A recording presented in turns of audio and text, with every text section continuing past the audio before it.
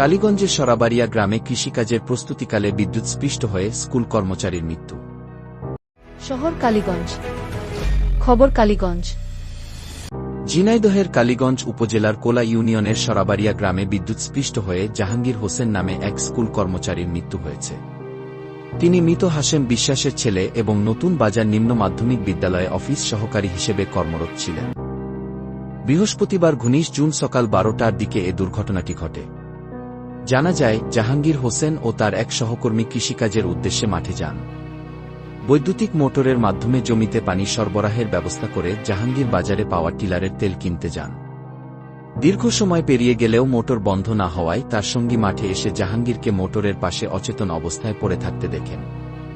পরে স্থানীয়দের সহায়তায় তাকে উদ্ধার করে কালীগঞ্জ উপজেলা স্বাস্থ্য কমপ্লেক্সে নেওয়া হলে কর্তব্যরত চিকিৎসক তাকে মৃত ঘোষণা করেন।